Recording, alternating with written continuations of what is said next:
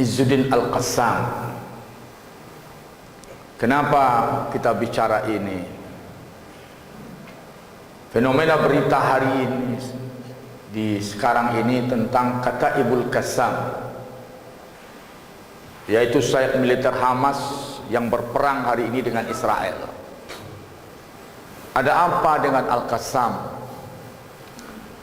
Maka banyak orang tidak tahu kenapa Kataibul Qassam diberi nama Al-Qassam.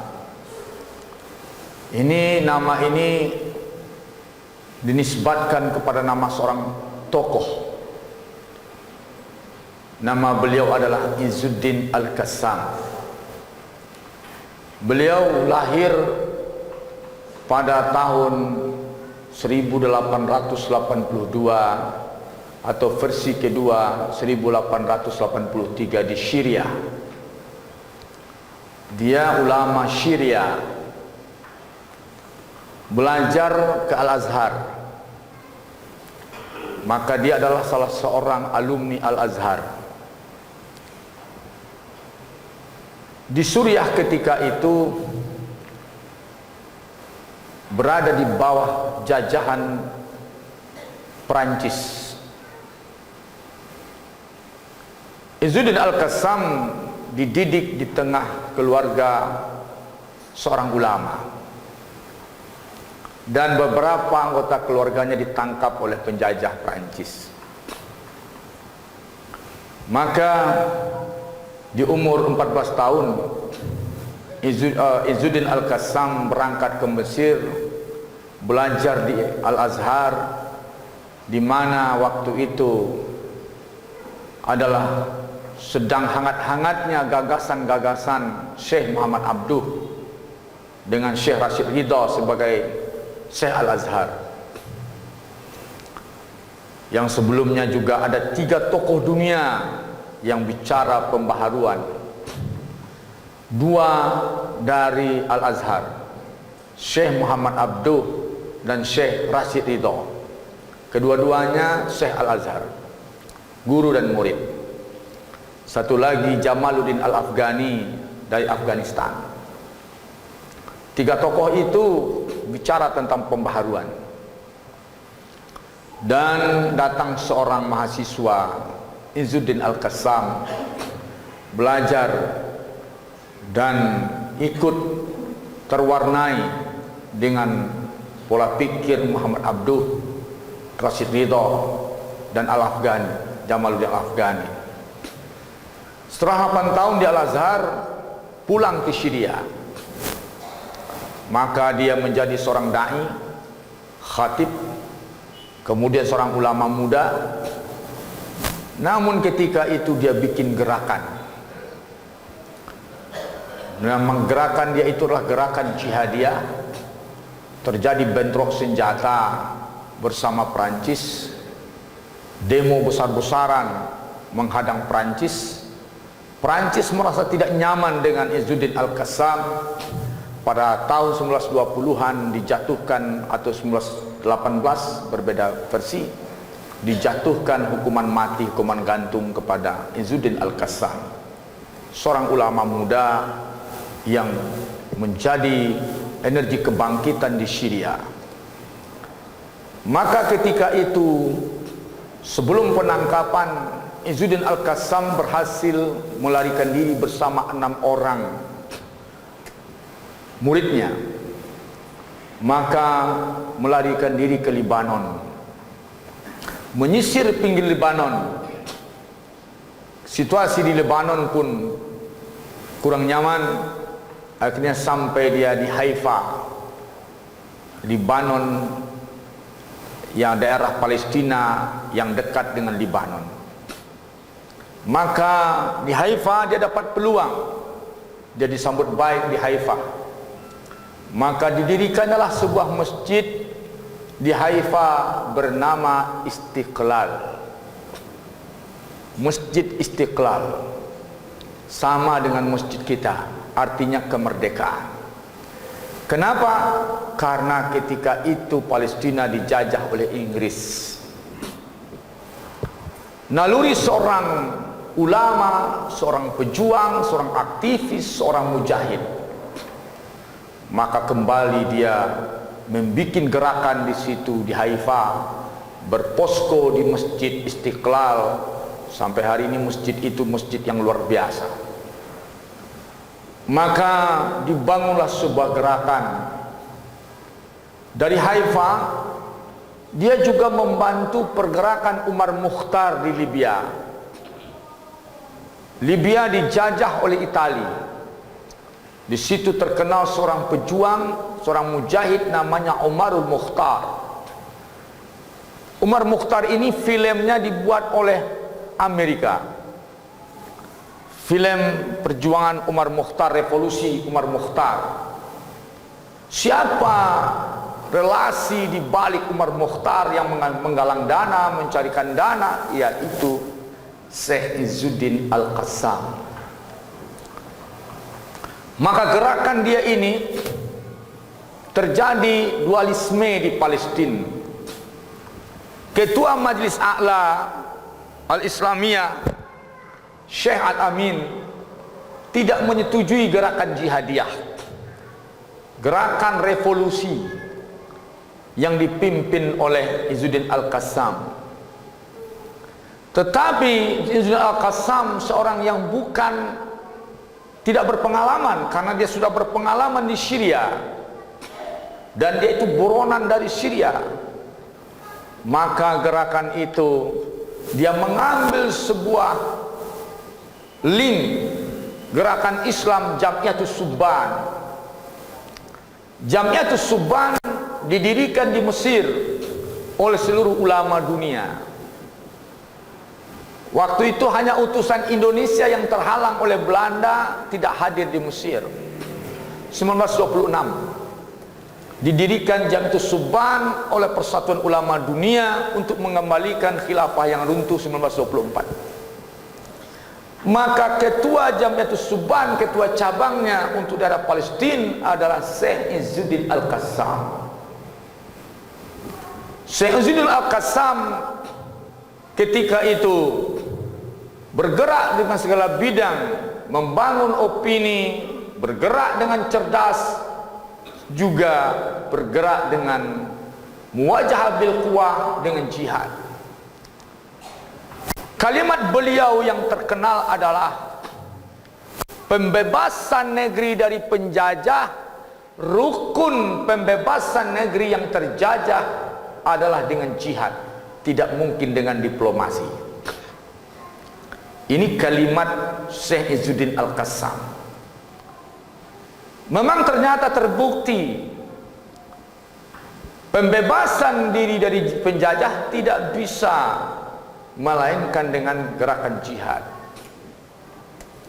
Maka akhirnya sidang jemaah rahmati Allah, terjadi gerakan demonstrasi besar-besaran ketika itu di Palestina, disebut dengan revolusi Burak. Maka ketika itu heboh, kemudian bangunlah gerakan jihad, dibangun sebuah gerakan jihad namanya Usbatul Qassam. Sejarah mencatat perlawanan pertama bersenjata yang terjadi secara resmi di Palestina dipimpin oleh Izzuddin Al-Qassam. Maka itulah pertama kalinya rakyat Palestina angkat senjata melawan penjajah Britania atau Inggris. Kenapa Izzuddin Al-Qassam tidak lagi sepakat dengan kawan-kawan para ulama Palestina yang melakukan diplomasi? Ternyata dia masuk ke Palestina tahun 1921 setelah 1926 Inggris menarik Yahudi-Yahudi di seluruh dunia dan didatangkan sebanyak-banyaknya ke Palestina. Rakyat Palestina kaget, datang migran imigran dari berbagai negara, semuanya Yahudi. Ternyata Inggris yang berperang, penjajahnya Inggris, Inggris yang memasukkan.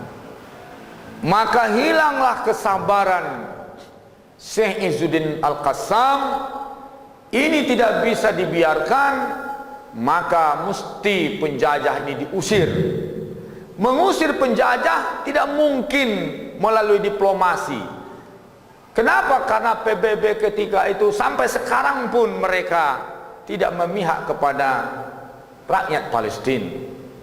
Maka akhirnya dilakukan perlawanan, sidang jemaah, terjadi gerakan hebat di Palestina.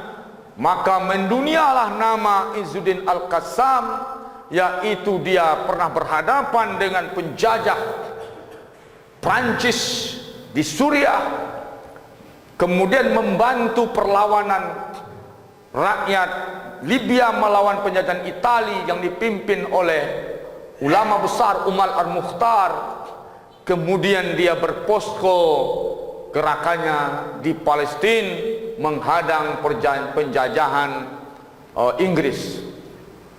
Maka ketika itu dunia berkelompok, baik Prancis berkolaborasi, Prancis, Inggris, Italia, menjadikan satu target, yaitu Syekh Izzuddin Al-Qassam. Tetapi Syekh Izzuddin Al-Qassam ini luar biasa. Dialah ulama yang menjual rumahnya, asetnya semuanya, kemudian membawa istrinya bergerilya, keluarganya bergerilya tanpa rumah. Dia biayai semua gerakan. Kemudian perang berikutnya tahun 1935, dari tahun 1921 dia berada di Palestina. 1935 kolaborasi bangsa Eropa menarget Syekh Izzuddin Al-Qassam.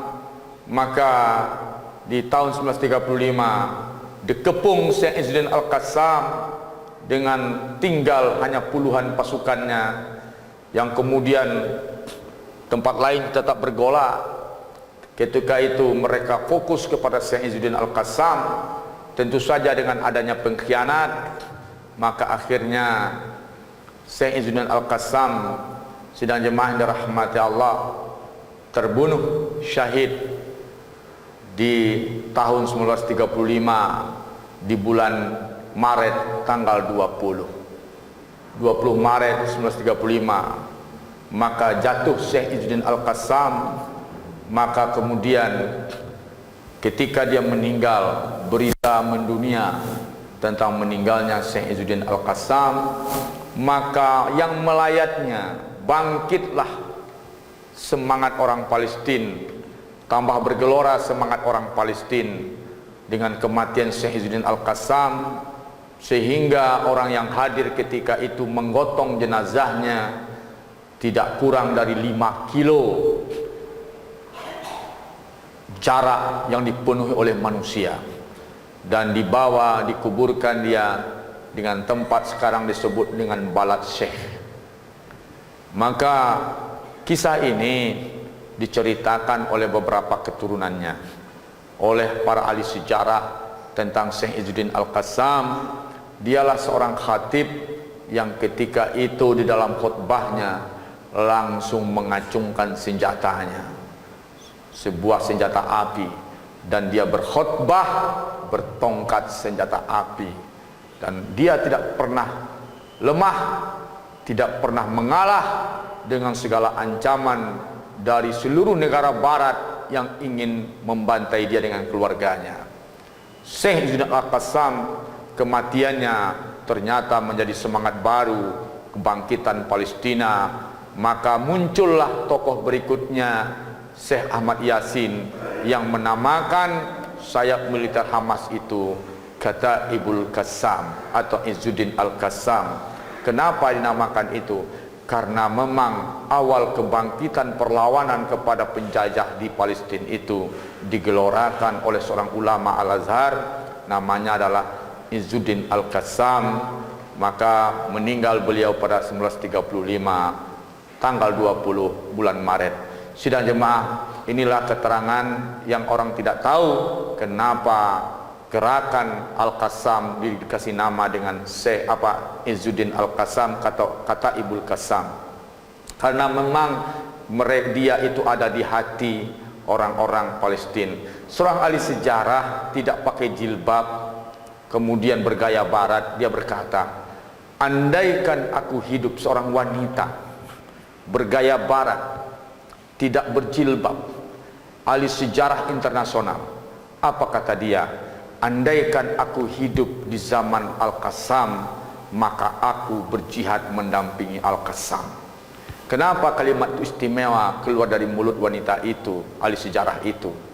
Karena dia tidak berjilbab, dia tidak tampil sebagai wanita yang solehah, tetapi ketika dia menyimpulkan perjuangan Al-Qassam, maka dia pun berkata, andaikan ku hidup di zaman Izzuddin Al-Qassam, akulah yang akan berperang di sebelahnya, ikut berjuang bersamanya. Sidang jemaah yang dirahmati Allah, itu saja, mudah-mudahan bermanfaat. Assalamualaikum warahmatullahi wabarakatuh.